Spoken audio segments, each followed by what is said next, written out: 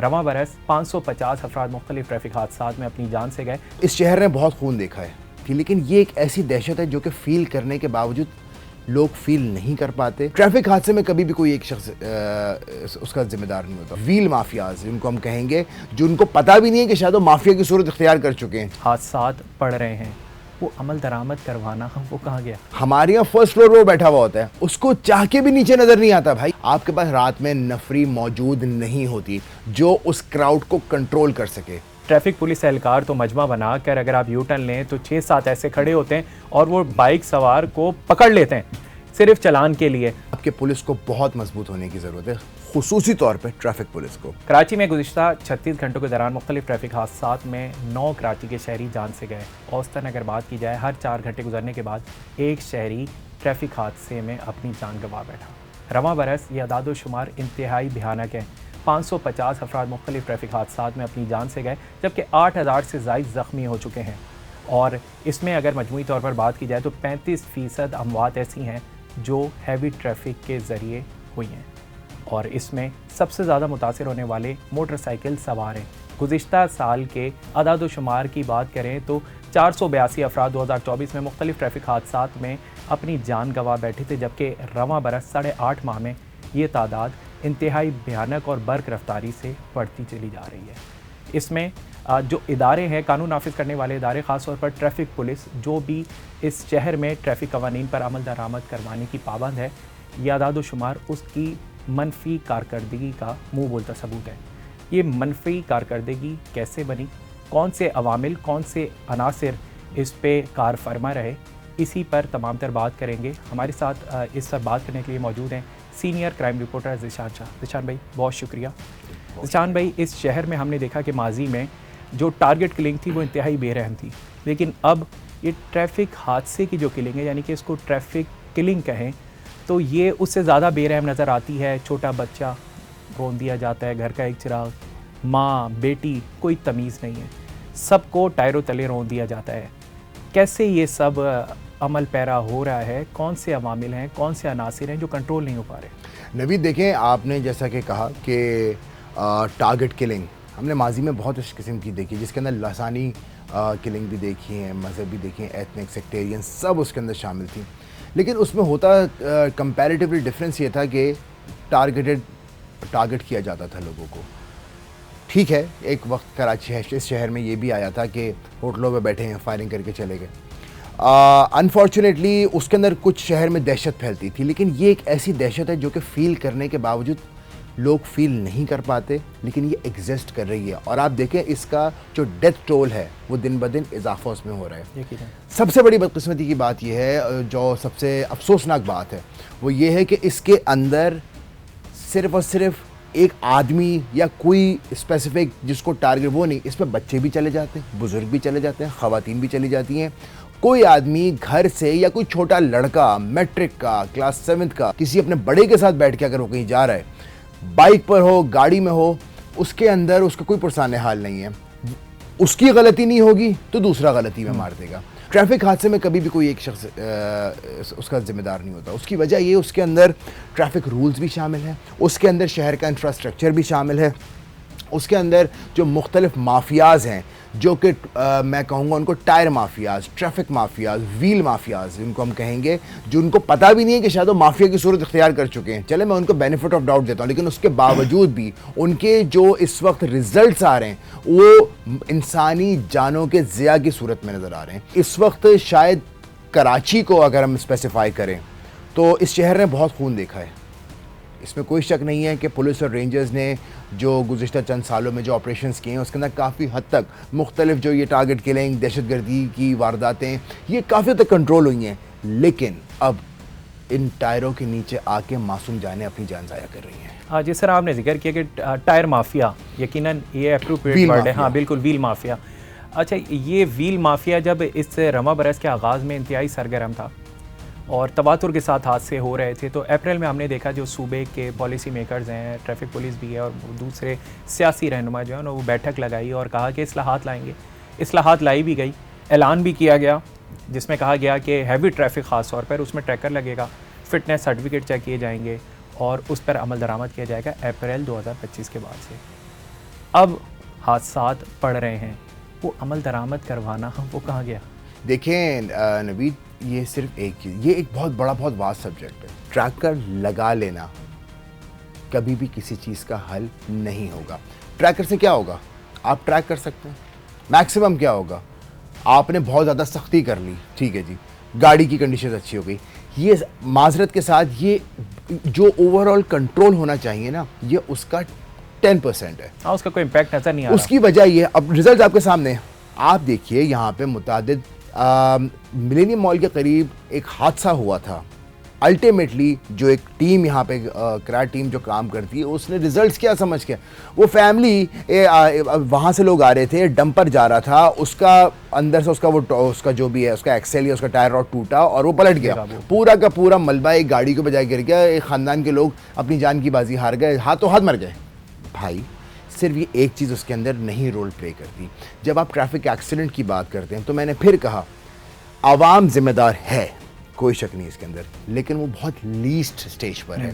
इब्तदाई तौर पे मैंने फिर कहूँगा कि इसके अंदर आपके शहर के तमाम स्टेक होल्डर्स, सरकारी स्टेक होल्डर्स, वो सब इसके ज़िम्मेदार बनते हैं। सर फहरिस्त पुलिस आ जाती है इसके ऊपर, उसके बाद में आपकी गवर्नमेंट की बहुत स्ट्रॉन्ग जिम्मेदारी है, आपके इंफ्रास्ट्रक्चर की जिम्मेदारी है। यूनिवर्सिटी रोड पे, क्योंकि जैसा कि आपको पता है वहाँ पे एक तरक्याती काम, तामीराती काम इस वक्त चल रहा है, वहाँ पे एक वाटर टैंकर क्योंकि सड़क टूटी हुई थी, वो इस तरीके से उसने ऑपरेट किया कि उसके नीचे एक मोटरसाइकिल वाला दब के मर गया। जवाब में 2 वाटर टैंकर नजर आतिश हो गई। ये 9 साल का ही वाक़या है। तो बात ये है कि अब उसके ऊपर अब उसके अंदर किसको टारगेट करेंगे? टैंकर वाला भी स्लो जा रहा था, मोटरसाइकिल वाला भी स्लो जा रहा था, कहाँ गए?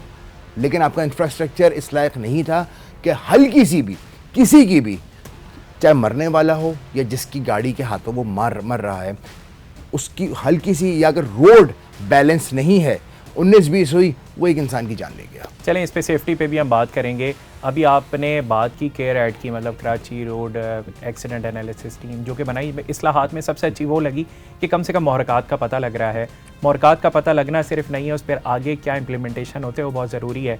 अब लकी वन की बात करें, माजी करीब में जो अफसोसनाक वाक़या पेश आया, जिसमें जो रिपोर्ट उन्होंने दी है वो इंतहाई भयानक खेज़ है, जिसके मुताबिक जो ड्राइवर था उसने 8 घंटे के अंदर 3 दफ़ा उस रूट को इस्तेमाल किया, और उसके अलावा ओवर स्पीडिंग थी। ओवर स्पीडिंग के साथ साथ ट्रैकर नहीं था, इवन के सबसे अहम जो डंपर था उसका फिटनेस ही नहीं था।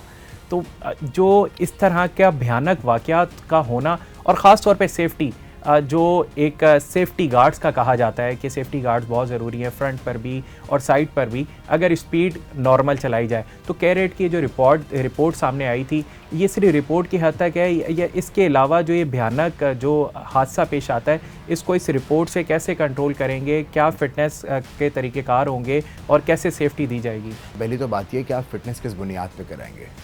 आप भी शहर में ट्रैवल करते हैं, हमारे देखने वाले भी देखते हैं, आप मुझे कभी भी बताइएगा, डंपर्स होते हैं, उनकी नंबर प्लेट्स कहाँ होती हैं?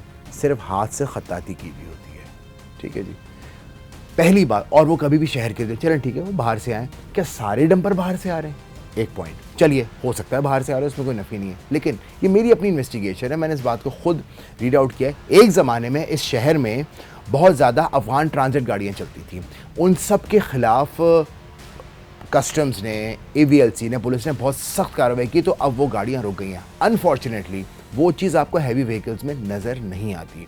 मेरी अपनी रिसर्च है, खुद इन्वेस्टिगेट किया, खुद चेक किया है कि यूजुअली ये एक गाड़ी ख़रीदी जाती है और उसके बाद में उसके ऊपर 3 से 4 गाड़ियाँ उसके ऊपर मज़ीद खरीद ले ली जाती, जो कि सस्ती मिलती हैं। कहीं कोई वाक़या हो जाए या कहीं कोई चालान कट जाए तो जो मेन मालिक होता है वो अपनी एक्चुअल फ़ाइल लेके पहुँच जाता है।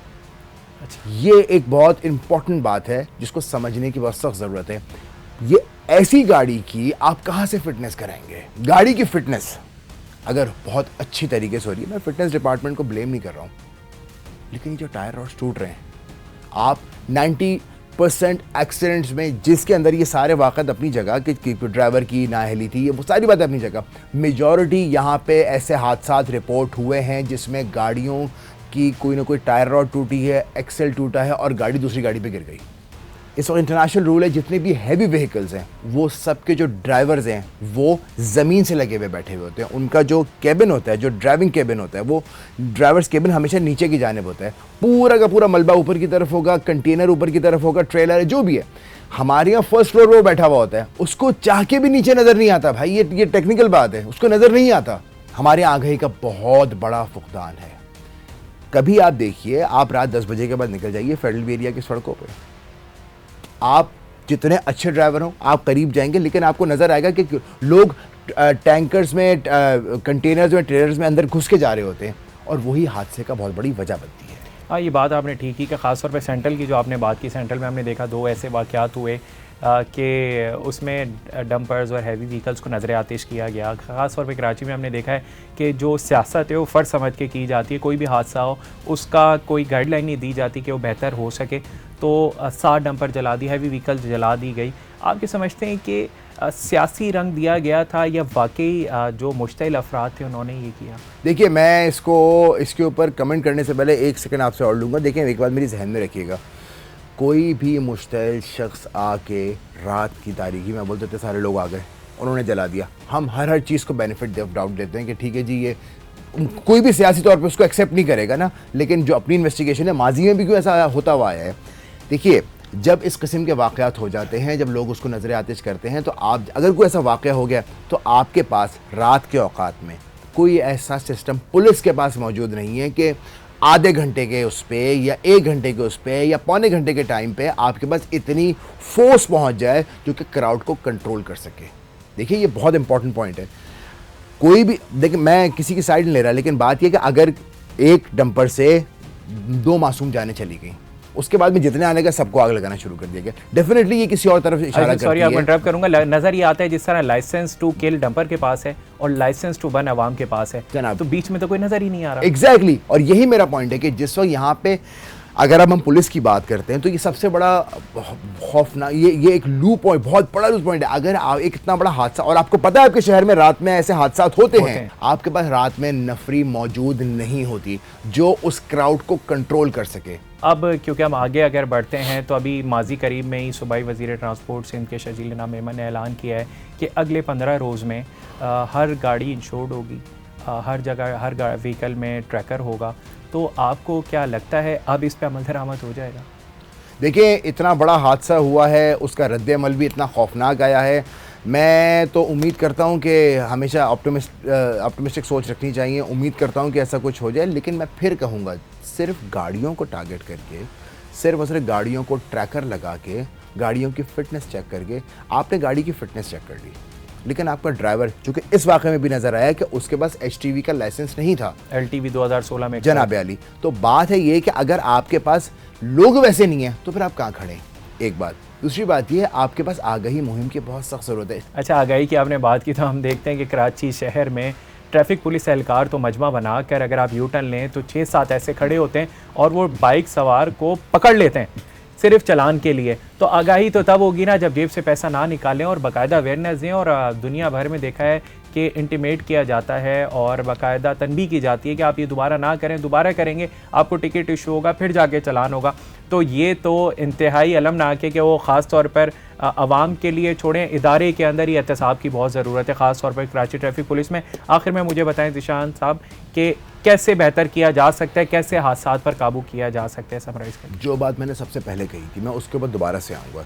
हमारे यहाँ बहुत सख्त ज़रूरत है। सबसे पहले लॉ एंड ऑर्डर सिचुएशन, आपकी पुलिस को इतना मजबूत होना ज़रूरी है कि जैसा कि अभी हमने इस वाले केस में भी देखा है कि उसके बाद 2016 का LTV का लाइसेंस था, वो रोड पे गाड़ी चला रहा है, कहीं ना कहीं तो रुका होगा, बाहर कैसे आ गया?